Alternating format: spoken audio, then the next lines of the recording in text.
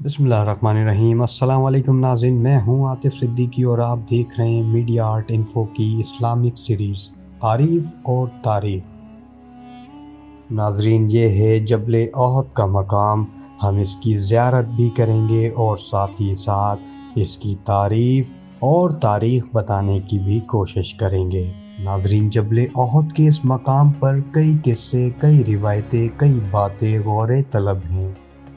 हुज़ूर अकरम सल्लल्लाहु अलैहि वसल्लम का ज़ख्मी होना, आपके चचा अमीर हमज़ा रज़ी अल्लाह ताला अन्हु का शहीद होना, और कहा जाता है कि हज़रत अली रज़ी अल्लाह ताला अन्हु को ज़ुल्फ़िकार तलवार इसी मकाम पर मिली थी।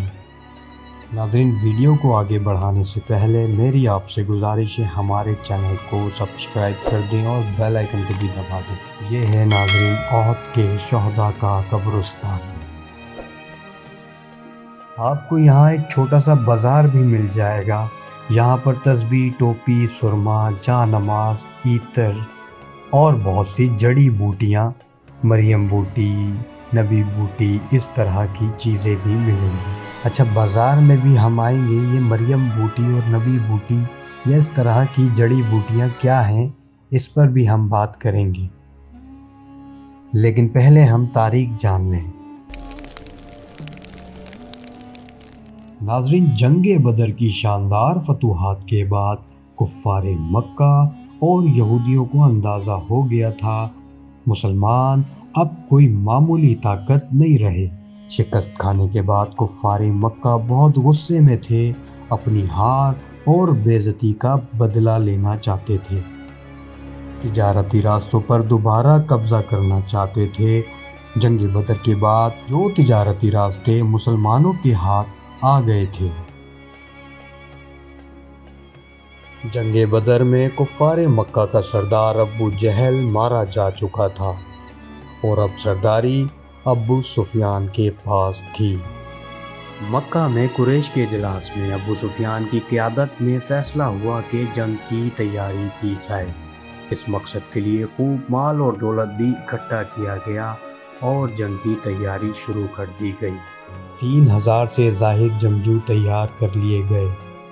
7 ख़वातीन भी थीं जो अशार पढ़ती और इश्तियाल दिलाती, जिनमें सर फहरिस्त अबू सुफियान की बीवी हिंदा थी।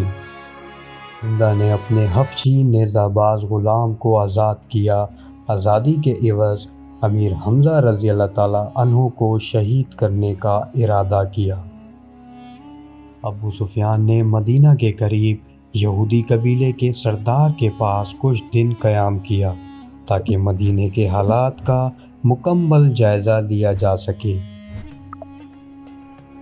दूसरी तरफ मुसलमानों की बात करें तो जंगे बदर में मुसलमानों की तादाद 313 थी, लेकिन यहाँ सूरत हाल कुछ और थी। हुआ कुछ यूँ था कि जंगे बदर में मुसलमानों का लश्कर 1000 के करीब था, लेकिन ऐन जंग के मौके पर अपने सरदारान के कहने पर 600 कुछ अफराद पीछे हट गए थे और 313 बाकी बचे थे। उसके बावजूद 313 मुसलमानों ने जंगे बदर में रसूल अकरम सल्लल्लाहु अलैहि वसल्लम की क़यादत में फतूहात हासिल करी। जंगे बदर की फतूहात के बाद जो लोग पीछे हट गए थे, जंगे ओहद में वो लोग भी शामिल थे। अब मुसलमानों की तादाद 1000 के करीब थी। अब दोनों तरफ जंग की तैयारी मुकम्मल हो चुकी थी, लेकिन मुसलमानों के साथ एक वाक़या पेश आया। एक सरदार ने नाइत्तफ़ाक़ी की वजह से अपने साथ अपने 300 सिपाही वापस ले गया। अब मुसलमानों की तादाद 700 के करीब थी और कुफ़ार की तादाद 3000 के करीब थी। 3 हिजरी 17 शवाल 625 ईस्वी में जबल ओहद के दामन में बिल आखिर दोनों फ़ौजें आमने सामने खड़ी थी। रसूल खुदा सल्लल्लाहु अलैहि वसल्लम ने जंग की हिकमत अमली बनाई और इस चोटी पर एक तीर अंदाज दस्ता मखसूस किया और फरमाया, कुछ भी हो जाए ये जगह नहीं छोड़ना। दूसरी तरफ कुफ़ार भी अपनी जंग की हिकमत अमली बना चुके थे। بالآخر جنگ کا آغاز ہو گیا۔ ان کی خواتین اشتعال دلاتی کہ جنگ بدر کی خوفناک شکست کا داغ اپنے سر کیسے لے کر جاؤ گے، اس کا بدلہ لینا ہے وغیرہ وغیرہ۔ اشتعال دلانے میں سر فہرست ابو سفیان کی بیوی ہندہ تھی۔ اشتعال میں آ کے کفار آگے بڑھتے اور مسلمانوں کے ہاتھ مارے جاتے۔ اس طرح مسلمانوں نے کئی کفار کو جہنم واصل کر دیا۔ اس طرح جنگ میں پڑنا مسلمانوں کا بھاری رہا۔ ان کا جوش اور جذبہ دیکھ کر کفار کے قدم ڈگمگا گئے، وہ بھاگنے لگے۔ کفار کو بھاگتا دیکھ کر جو تیر کمان دستہ رسول اکرم صلی اللہ علیہ وآلہ وسلم نے اس چوٹی پر مخصوص کیا تھا اور فرمایا تھا کچھ بھی ہو جائے یہ جگہ نہیں چھوڑنا، ان کو لگا کہ کفار بھاگ گئے ہیں، ہم نیچے جاتے ہیں، جبکہ ان کو کچھ صحابہ نے منع بھی کرا۔ ان کو لگا کہ ہم جنگ جیت گئے ہیں اور صحابہ کی بات نہیں مانی اور وہ نیچے اترنے لگے۔ اب چند لوگ اوپر باقی رہ گئے تھے۔ کفار بھاگ رہے تھے اور یہ نیچے اتر رہے تھے۔ ایک تازہ دم دستہ دور کھڑا یہ منظر دیکھ رہا تھا۔ اس دستے کی قیادت خالد بن ولید کر رہے تھے جب وہ ایمان نہیں لائے تھے۔ خالد بن ولید نے انہیں نیچے اترتے دیکھا اور موقع کا فائدہ اٹھایا، اس چوٹی کا محاصرہ کر لیا اور بھرپور طاقت کے ساتھ مسلمانوں پر حملہ کر دیا۔ اس حملے کو دیکھ کر بھاگتے ہوئے کفار بھی واپس لوٹ آئے اور زوردار حملہ کر دیا۔ ناظرین، رسول اکرم صلی اللہ علیہ وآلہ وسلم نے یہ جگہ چھوڑنے کا منع کیا تھا۔ اس غلطی کے نتیجے میں مسلمان اب دو طرف سے گھر گئے تھے اور مسلمانوں میں افراتفری مچ گئی۔ کچھ مسلمان پریشان ہو گئے تھے۔ ان میں سے کچھ لوگ وہ تھے جو جنگ بدر کے بعد شامل ہوئے تھے۔ ان کی پہلی جنگ تھی، ان کی جنگی تربیت ابھی باقی تھی۔ اس افراتفری میں کئی مسلمان شہید ہو گئے۔ اس میں آپ صلی اللہ علیہ وآلہ وسلم کے چچا امیر حمزہ رضی اللہ تعالیٰ عنہ بھی شامل ہیں۔ امیر حمزہ رضی اللہ تعالیٰ عنہ کو ہندہ کے تیار کردہ غلام نے نیزہ مار کر شہید کر دیا۔ امیر حمزہ کی شہادت کے بعد کفار مکہ کا حوصلہ بڑھ گیا، اتنا بڑھ گیا کہ وہ رسول اکرم صلی اللہ علیہ وآلہ وسلم کے کیمپ تک پہنچ گئے اور ایک کفار کے وار سے رسول اکرم صلی اللہ علیہ وآلہ وسلم زخمی ہو گئے۔ اس افراتفری کے عالم میں کسی نے افواہ اڑا دی کہ رسول اکرم صلی اللہ علیہ وآلہ وسلم شہید ہو گئے۔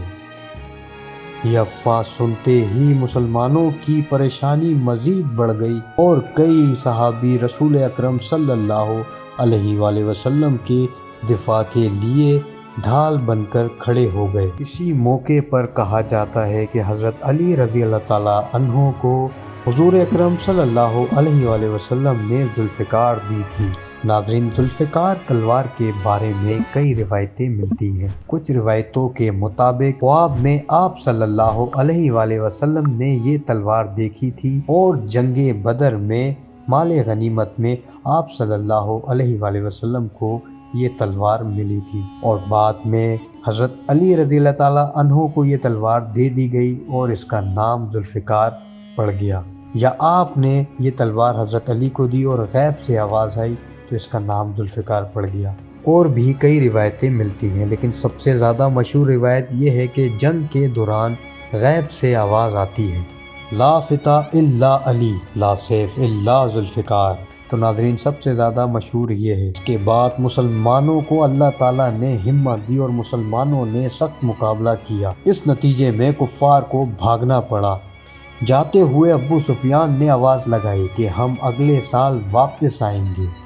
ناظرین، کچھ لوگ اس جنگ کو مسلمانوں کی فتح کہتے ہیں اور کچھ لوگ اس جنگ کو مسلمانوں کی شکست کہتے ہیں، اور کچھ کے مطابق اس جنگ میں کوئی نتیجہ نہیں نکلا۔ ناظرین، دیکھا جائے تو کفار بھاگ گئے تھے اور بھاگتا وہی ہے جو ہار جاتا ہے۔ مسلمان اپنی جگہ پر ہی تھے، اس کا مطلب جنگ مسلمان ہی جیتے ہیں۔ ناظرین، یہ ہے وہ چوٹی جس پر سے تیر انداز دستے کو آپ صلی اللہ علیہ وآلہ وسلم نے اترنے کا منع کیا تھا۔ احد کے بارے میں रसूल अकरम सल्लल्लाहु अलैहि वसल्लम ने फरमाया कि ओहद मुझसे और मैं ओहद से प्यार करता हूँ और ये मेरे साथ जन्नत में जाएगा। और ओहद के बारे में ये भी आया है कि ये जन्नत के दरवाज़ों में से किसी एक दरवाजे पर होगा। नाज़रीन, ये है कब्रिस्तान ओहद के शहदा का। इसमें आप सल्लल्लाहु अलैहि वसल्लम के चचा अमीर हमजा रज़ियल्लाहु ताला अन्हु भी मौजूद हैं। हुज़ूर अकरम सल्लल्लाहु अलैहि वसल्लम ने अमीर हमजा रज़ियल्लाहु ताला अन्हु को शहादत के बाद सैयद शहदा का लक़ब दिया था। ये मस्जिद सैयद शहदा के नाम पर है।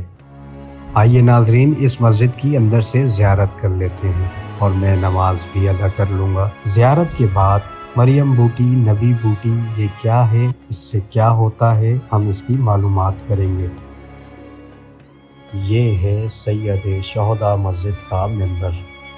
सुबहान अल्लाह। तो नाज़रीन, मैं यहाँ नमाज अदा कर लूँ।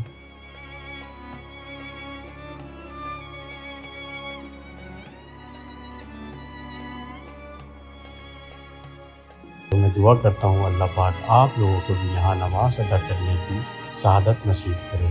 आमीन।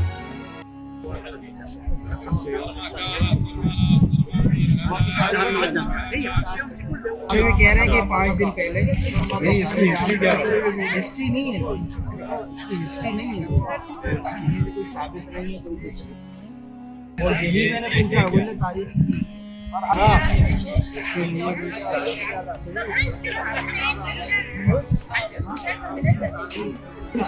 ما في يدي ما في خلاص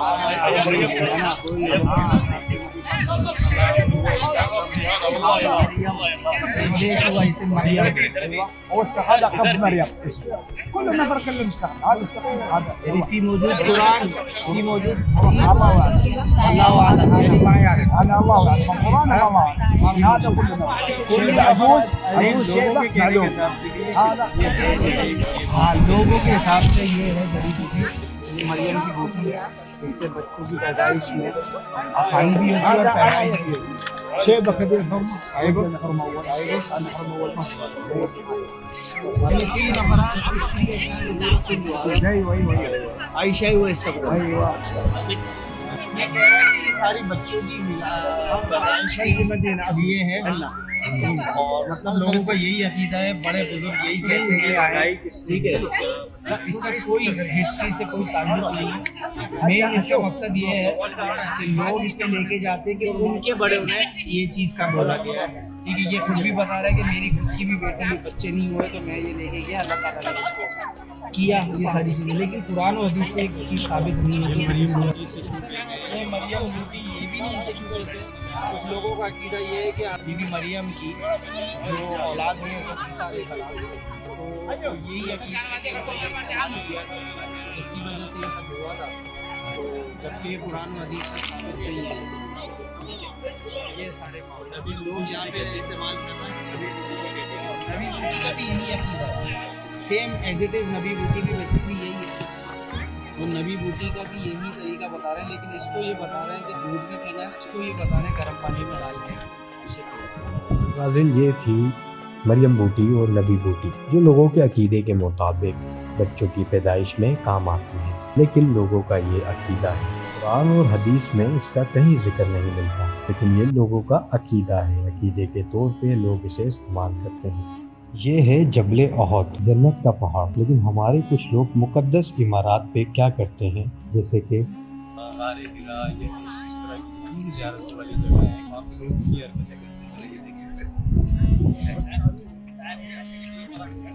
یہ ساری چیزیں کرنے سے کوئی مطلب مجھے نہیں سمجھ میں آتا یہ کیوں لکھتے ہیں لوگ، پھر لوگ چڑھتے ہوئے جاتے ہیں اور پاؤں لگتے ہیں، نام لکھ دیتے ہیں، محمد تک نام لکھا ہوا ہے نا۔ یہ اچھی چیز نہیں ہے کوئی پیر رکھ کے اوپر چڑھتا ہوا جا رہا ہے، یہ سوچنا چاہیے لوگوں کو۔ اچھا ماشاءاللہ یہ سارے ہمارے پاکستانی یا بنگلہ دیش یا انڈین لوگ ہی کرتے ہیں، باقی ساری دنیا سے یہاں لوگ آتے ہیں وہ اس طرح کی حرکتیں نہیں کرتے، یہ ہمارے انڈینز، پاکستانی، بنگلہ دیش والے ہی کرتے ہیں۔ ناظرین، امید کرتا ہوں ہماری یہ ویڈیو آپ کو پسند آئی ہوگی۔ جاتے جاتے میری آپ سے گزارش ہے ہمارے چینل کو سبسکرائب کرنا مت بھولیے گا اور بیل آئیکن کو بھی دبا دیجیے گا۔ مجھے اور میری ٹیم کو اجازت دیجیے۔